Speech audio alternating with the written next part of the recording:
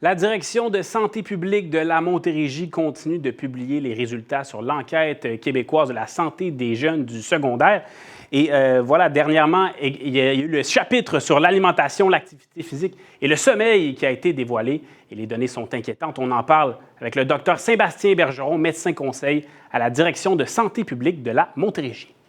Docteur Bergeron, on entend beaucoup parler malheureusement d'un portrait préoccupant chez les jeunes pour ce qui est de l'alimentation, l'activité physique, le sommeil. Qu'est-ce que les chiffres, les données nous disent concrètement là, dans le dernier rapport publié?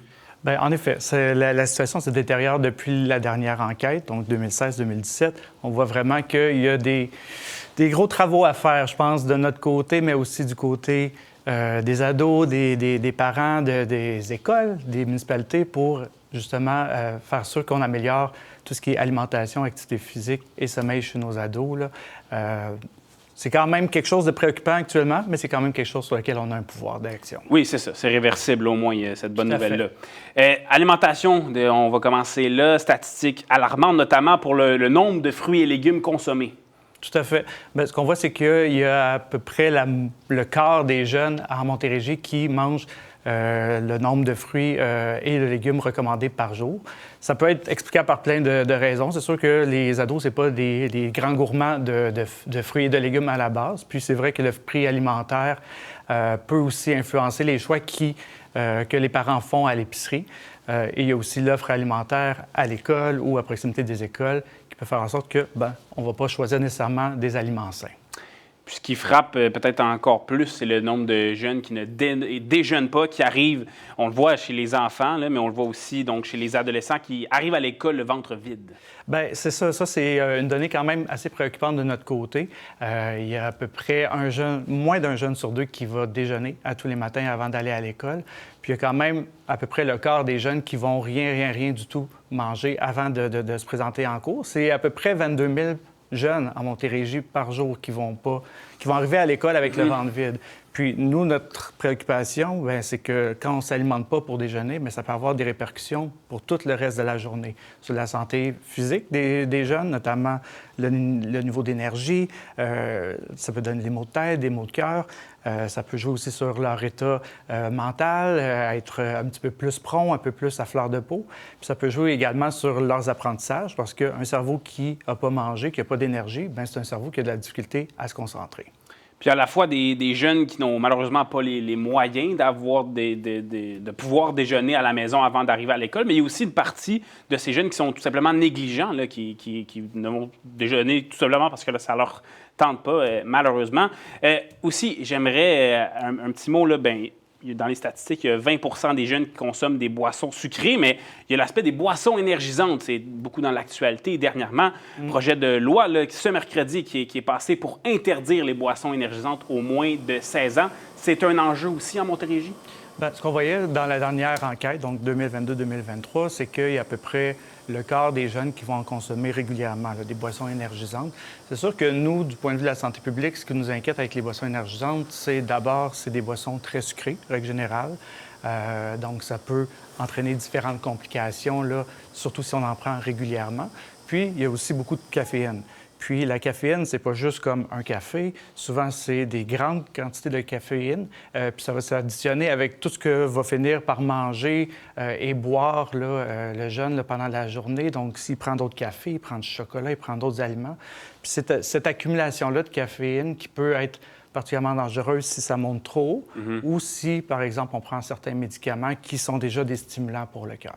Oui, même nocives, malheureusement. Passons à l'activité physique maintenant. Encore une fois, des chiffres peu reluisants. 60 pour ce qui est du secteur de Pierre-Boucher à Longueuil, là, 68 des jeunes qui ne sont pas assez actifs. Parlez-moi de cette problématique. Bien, justement, l'activité physique, ça reste un enjeu majeur, là, principalement chez les filles, plus que chez les garçons là, en tant que tels. Probablement qu'il y a plusieurs hypothèses là, derrière tout ça. Le fait d'utiliser les écrans, je pense que c'est la grande problématique. Donc, plus qu'on passe de temps devant les écrans, y compris notre cellulaire, la télé, tout ça, moins qu'on passe de temps à bouger. Après, ça reste qu'il y a beaucoup de jeunes et de parents qui vont hésiter à s'inscrire à des activités À cause du coût. Hein, l'inscription coûte cher, l'équipement, les déplacements, c'est aussi un investissement de temps. Fait qu'au final, de s'inscrire au hockey, au soccer ou en natation, bien, c'est des choses qui vont décourager souvent les parents et les jeunes. Puis il y a l'aspect aussi plaisir qui se perd souvent avec l'aspect compétition. Hein. Ce qu'on voit comme offre d'activités dans les écoles ou dans les municipalités, c'est qu'on met beaucoup l'emphase sur le sport de compétition, sur gagner, tout ça. Oui, ça va rejoindre certains jeunes, principalement les garçons, mais il y a d'autres jeunes, que ce soit des garçons et principalement les filles, qui vont faire de l'activité pour d'autres raisons que de gagner, par exemple le plaisir ou socialiser. Donc, il faut qu'on pense à tous ces jeunes-là, puis que les écoles et les municipalités, idéalement, là, ajustent leur offre de service pour que ça soit à la fois abordable et pas juste basé sur les activités compétitives. Je pense au modèle de la Norvège, là, que le volet compétition n'existe pas là, avant un certain âge. Donc, peut-être prendre exemple là-dessus. Il y a le transport actif aussi, les jeunes qui peuvent... On voit une certaine éclaircie de ce côté-là, les jeunes qui se déplacent à l'école en transport actif. Tout à fait. Tu sais, pour bouger, en réalité, il ne faut pas juste s'inscrire à une activité ou à une ligue. Il ne faut pas juste attendre aussi d'être dans un cours d'éducation physique. On peut bouger au quotidien, que ce soit dans les loisirs, que ce soit dans les déplacements pour aller à l'école, pour aller au travail, pour voir des amis. Puis dans d'autres tâches aussi, tu sais, on ne pense pas, mais quand on fait une tâche domestique, passer l'aspirateur, râteler les feuilles à l'automne et tout ça, c'est des façons aussi de bouger. L'important, c'est d'accélérer un peu le rythme respiratoire, puis aussi d'avoir un peu chaud à la fin de notre activité. Rapidement, le sommeil, donc, encore une fois, dans le secteur Pierre-Boucher à Longueuil, seulement 43 % des jeunes qui dorment assez la semaine. Ça va pas bien de ce côté-là non plus. Bien, le sommeil, ça n'a jamais été une grande priorité chez les ados habituellement. Je suis coupable aussi. Au niveau Et les parents aussi, hein? Mais ça reste que c'est quand même inquiétant de voir ça. Le sommeil, ça joue un rôle super important. Au niveau de l'activité physique en tant que telle, plus qu'on est fatigué, moins qu'on va avoir tendance à bouger. Plus qu'on est fatigué, plus qu'on va vouloir aussi aller chercher des calories, de l'énergie rapidement. Donc, on va peut-être aller vers des substances comme les boissons énergisantes ou vers des substances plus sucrées.